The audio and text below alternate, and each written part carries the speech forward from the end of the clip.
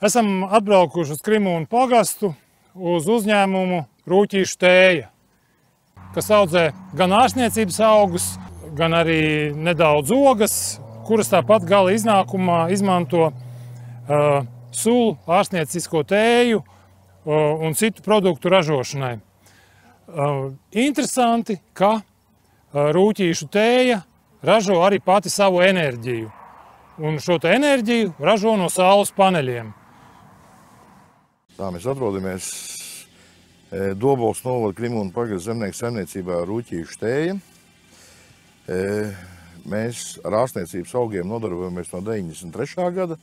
Zemnieku saimniecība Rūķīšu tēja dibināta 2000. gadā. Dotajā brīdī mēs atrodamies pie smilcējušu lauku, notiek smilcējušu novākšana. Principā tie smukākie lauki bija mums mēnesi apakaļ. Tā kā mums viss tējas ziedējumi bija skaisti acīm baudāmas, tie lauki novākti un dotajā brīdī vācam smilcērkšķus, kurus mēs liksim saldētavā, sasaldēsim un tālāk nokritīsim ogas nost. Smilcērkšķu un citu ogu saldēšanai nepieciešami daudz elektroenerģija, un to mēs jau sapratām sen. 2014. gadā mēs uzstādījām pirmos saules paneļus 20 kW, kas ļoti veiksmīgi elektrības izmaksas nosedza karstajās saulainajās dienās, kad bija vislielākais elektrības patēriņš un tajā pašā brīdī spīdēja saule un ļoti labi to patēriņu nosedza. Un tagad mēs esam vēl pielikuši 50 kW klāt, lai nosektu visas elektroenerģijas izmaksas dienas laikā. Vēl tik atliek pagaidīt, kad akumulatoriem paliks lētākas cenas un pievienot akumulatorus klāt tādā veidā, tad mēs nosaktu 100% visu elektrības patēriņu. Šo gadu laikā saules paneļu cenas ir stipri sarukušas, tās ir kļuvušas lētākas, savukārt elektrība ir palikusi dārgāka neprognozējamām cenām. Jo mums grūti pateikt, kāda būs cena rīt, parīt, jo biržas cenas ir tik mainīgas, kad ir no mīnus zīmes līdz vairākiem eiro pat par kilovatstundu.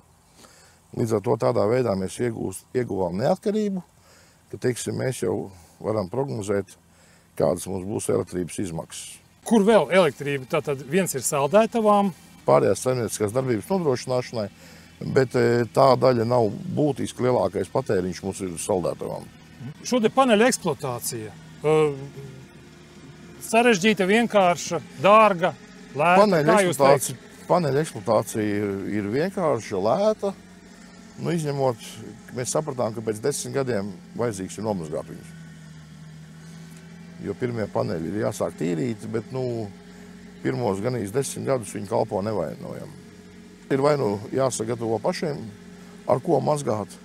Teorētiski var lupat un pats kāpt uz jumtu un berst. Var mehāniski, varbūt kāds robotiņš. Tagad visādas robotiņas taisa, kāpēc nevarētu saules paneļu mazgāšanas robotiņu uztaisīt. Cik ātri vai ilgi atmaksājās tādai saimniecībai kā jums saules paneļu uzstādīšana? To ir ļoti grūti tā aprēķināt, jo, tās biržas cenas ir ļoti mainīgas. Es domāju, 5 gadu laikā noteikti atmaksājās. Visi augi, kas mums ir, ja neaiziet tējā, tad viņa ir ētriskā eļļā un vēlāk iznāk komposts. Un principā mums pāri nepaliek gan nekas. Visu mūsu produkciju pārtop gardās tējās. Mums ir vairāk kā 20 dažādi tēju maisījumi un vairāk kā 40 monotējas, no kurām var veidot paši savus tēju maisījumus vai dzert atsevišķi. Ir sulas un sīrupi, tie paši smilcēkšķi pārtop sulā, sīrupā. Un vēl mums ir karamelis, kuras doto brīdi ir beigušās, jo karamelis mēs gatavojam ziemā vairāk. Un ievārījumi un vēl visādas garšīgas lietas. Lielākā daļa ir pašu audzēts. Ir vēl no dažām saimniecībām mēs šo to šad tad iepērkam, bet lielākā daļa mums ir pašaudzēts, un arī no mums daži vairāki tēju ražotāji ņem izēvielas. Teiksim, to pašu piparmētu, to pašu kumelīti mēs piegādājam arī citiem ražotājiem.